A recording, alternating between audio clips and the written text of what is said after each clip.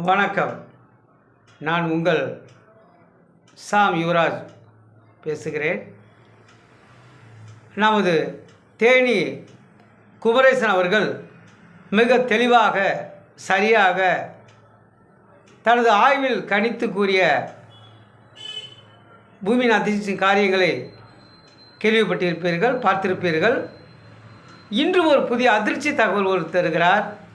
வருகிற ஜனவரி 13, 14, 15க்குள்ளாக ஒரு பெரிய நில அதிர்வு இருப்பதாக கூறுகிறார். நீங்கள் கூர்ந்து கவனிப்பீர்களானால் இதிலிருந்து ஏற்படும் விளைவுகளை நாம் விளைவுகளிலிருந்து நாம் தப்பித்துக்கொள்ள வழியாக இருக்கும் என்று உங்களை வேண்டிக் கொள்கிறேன்.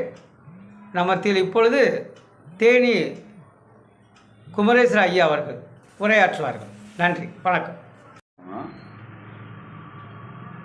தேனி குமரேசன் பேசுகிறேன். ஏற்கனவே பலமுறை உங்களுக்கு நிலநடுக்கத்தை பற்றி சொல்லியிருக்கேன். இப்போ பார்த்தீங்கன்னா லாஸ்ட் மந்த்து 2024 டிசம்பரில் வந்து ஒரு 2 தடவை நிலநடுக்கம் கொடுத்துருந்தேன். 4, 5, 6 டிசம்பர் 14, 15, 16 கொடுத்துருந்தேன். இது 6ஆம் தேதி ஒன்றும் டிசம்பர் 16ஆம் தேதி நைட்டு 2 நிலநடுக்கம் வந்திருக்கு. இடங்கள் வந்து கொஞ்சம் மாறி வந்திருக்கு. அதுக்குன்னு நிறையா கொஞ்சம் வேலைகள்லாம் செஞ்சிகிட்ருக்கேன். இப்போ அதேமாரி பார்த்திங்கன்னா அடுத்த நிலநடுக்கம் வந்து உங்களுக்கு இப்போ ஜனவரி 13, 14 அந்த ஒரு நாள் முன்னாடி வரும். ஆனால் 13 கடுமையான நிலநடுக்கம் வர்றதுக்கான வாய்ப்புகள் இருக்குது. இது வந்து எப்படி வரும் அப்படின்னு கேட்டிங்கன்னா, வடக்கு நார்த் சைடு வந்து ஒரு 40 டிகிரி 40 டிகிரியில் வர மாதிரி இருக்குது. அடுத்து பார்த்திங்கன்னா இது வந்து உங்களுக்கு சுனாமி வர்றது கூட வாய்ப்பு இருக்குது. சுனாமி வர்றதுக்கு வாய்ப்பு இருக்குது. அதேமாதிரி தரைப்பகுதியில் வந்தால் உயிரிழப்பு ஏற்படுறதுக்கு வாய்ப்பு இருக்குது. இப்போ இந்த நிலநடுக்கத்தை வந்து நம்ம வந்து ஏற்கனவே சொல்லியிருக்கேன். ஒவ்வொரு கோள்களுடைய அசைவுகள் இந்த மாதிரி நகர்கள் வச்சு தான் வருதுன்னு ஏற்கனவே சொல்லியிருக்கேன். இதை பற்றின நான் உங்களுக்கு நிறைய விஷயம் சொல்லணும்.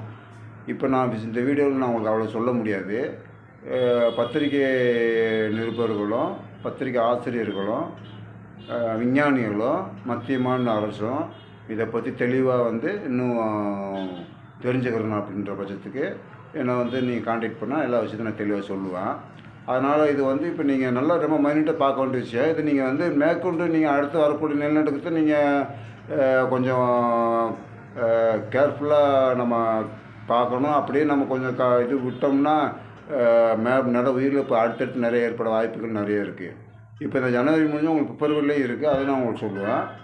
அடுத்து இனிமேல் வந்து நிலநடுக்கத்தை பொறுத்தவரை பார்த்தீங்கன்னா இனிமேல் வந்து 95% எனக்கு தெரியாமல் வராது அப்படின்னு கூட என்னால் சொல்ல முடியும். அதனால் நீங்கள் இதை அப்படியே ஃபாலோ பண்ணிட்டே வாங்க. இதுக்கு மேற்கொண்டு வந்து பத்திரிகை ஆசிரியர்களும் விஞ்ஞானிகளும் முழு ஆதரவு கொடுக்கணும்னு கேட்டுக்கிறேன். நன்றி.